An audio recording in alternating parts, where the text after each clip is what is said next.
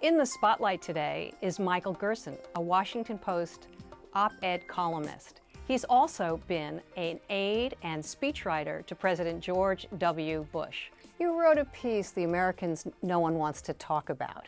And in that piece, you identified a set of programs and improvements on programs that have made a difference and been successful in reducing poverty. You cited the Earned Income Tax Credit, SNAP, formerly known as the Food Stamp Program, a number of other programs.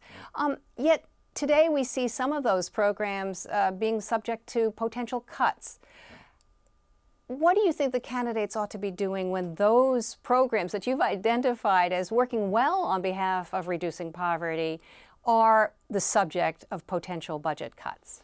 Well, I think that Republicans in particular need to recognize that the main driver of a genuine budget crisis in America is not discretionary spending on programs like this. We do not have a budget deficit and a long-term debt problem because we spend too much on food stamps. Or AIDS programs, or any discretionary spending, in fact. You can make an argument for realism in the way that we budget, but these are not the drivers of debt. The drivers of debt are essentially a health entitlement crisis, a long-term crisis in which we have an aging population, fairly expansive entitlement benefits, and rising health cost inflation. This is the thing that you have to deal with. The other things are in many ways distractions. So I think Republicans can make a good case that they're taking that problem, if you look at the Ryan budget, more seriously, the health entitlement crisis more seriously. But I also think, and I've argued recently, that trying to squeeze discretionary spending to the point that we're undermining essential services is not going to be, it's not an effective budget strategy, and doesn't really address the long-term problem. So I think Republicans need to make some kind of distinction or discrimination between what are the true drivers of our budget issues and focus on those things. And are you seeing any Republicans pick up on that theme to date? Well, as I said, I think it's a tough time. I think that if you look at Paul Ryan, for example, who is engaged in a strong public argument, a social justice argument, if you will, on behalf of his budget, okay, coming out of a Catholic tradition himself. He has made the case that, and I think an effective case, that this long-term budget crisis, this entitlement crisis, is a threat to all other spending in the budget, okay? I mean, we're going to reach a point in the 2030s in which all of the current budget is going to be occupied by health commitments, federal health commitments, and interest on the debt, leaving no room for anything else of any kind. That is a serious moral argument that needs to be injected in this, which Republicans have done. We have an economic problem, which is it's a competitiveness problem in a globalized world where American workers have to be prepared for what's to come. That's driven by education, training, and other things. Those issues have not gotten as much attention among Republicans. They need to. Economic growth is an essential part of that, and we need to recognize you can't have good outcomes without broad growth. That's important. But then there's a third set of issues, which is our social challenge, which is we have stuck mobility at the bottom of the income distribution in America. Inequality is part of capitalism, but inequality when there's no mobility is really a caste system. It's a hopeless long-term poverty. And that is a challenge to the American ideal, which I don't think, for example, the Ryan budget takes quite as seriously. It doesn't prioritize these kind of issues. How do you encourage, the family structures, the educational systems, the job training structures, all those things that build social capital in our society? How do you encourage them in a time of budget restraint? I don't think there's been much contribution right now for Republicans on that side of the debate, and there needs to be. Let's just say it. The Republicans are the problem is the headline of an op-ed piece that appeared in the Washington Post recently, written by two scholars of Congress. And they contend that while Democrats are not blameless, the Republican Party has gotten to an extreme point, and the gist of their point is that Republicans in Congress and elsewhere are not listening to the facts, are dismissing the absolute ability of any alternative vision, rejecting compromise, so on and so forth.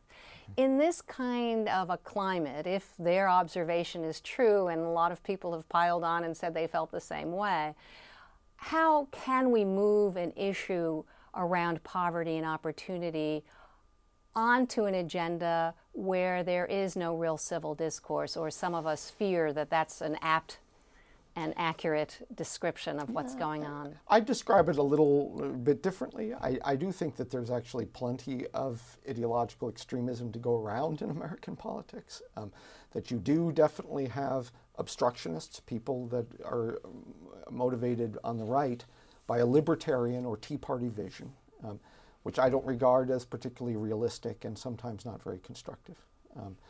I also think that there are plenty of Democrats who are willing on important issues such as the deficit, Medicare reform, and other things to blow up any possible agreement out of ideological concerns and to really demagogue the issue. There's plenty of that going on the left as well in American politics, and that's also obstruction in this setting. Now, I would say that there are, if you look, however, I've been more amenable to the approach that Ryan is bringing in the Ryan budget, because there are elements of that strategy that are in fact much more realistic than, say, the rejectionist conservatives I was talking about before.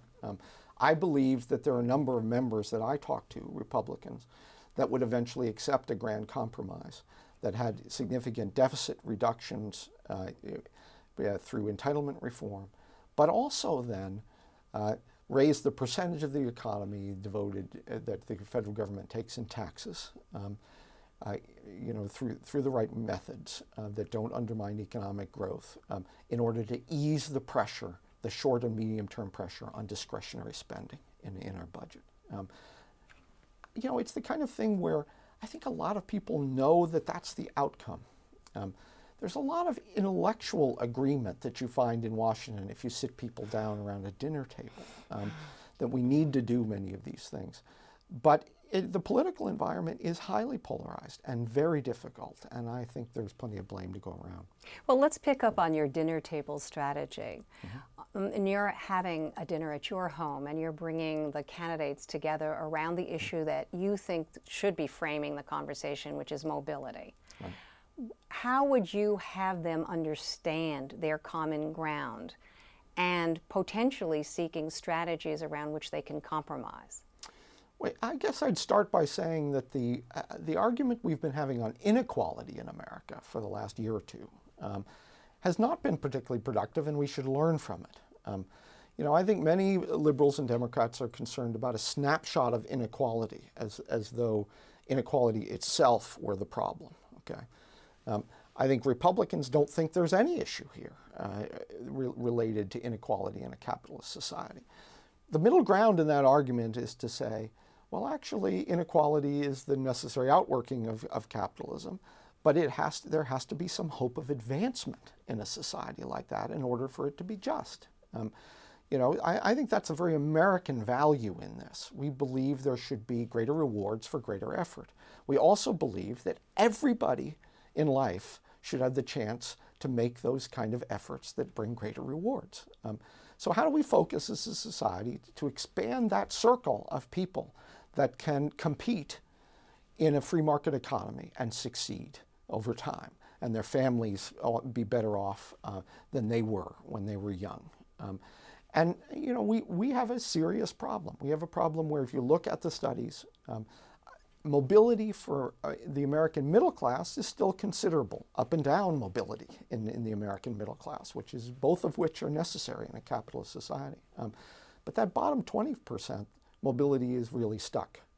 In fact, you have higher mobility overall in countries like France, Canada, Germany, the Scandinavian countries than there are in America.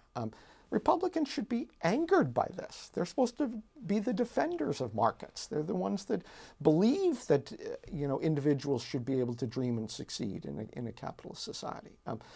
then once you overcome that hurdle, the question becomes, how then do you come up with some common ground solutions that encourage the skills and habits and social capital that's necessary for people to dream and succeed in American society. And as I argued, I think there are some conservative ideas there. I mean, some of this has to do, you know, some people don't like to hear it. Some of it has to do with family structure and values that are taught to children. There's no question. But some of it has to do with job skills, you know, in a changing economy. And some of it has to do with, and much of it has to do with a very outmoded educational system where you have a lot of high school dropouts and where you don't have enough college graduation, even people who start college. Those are the key indicators that are going to encourage mobility in the long run.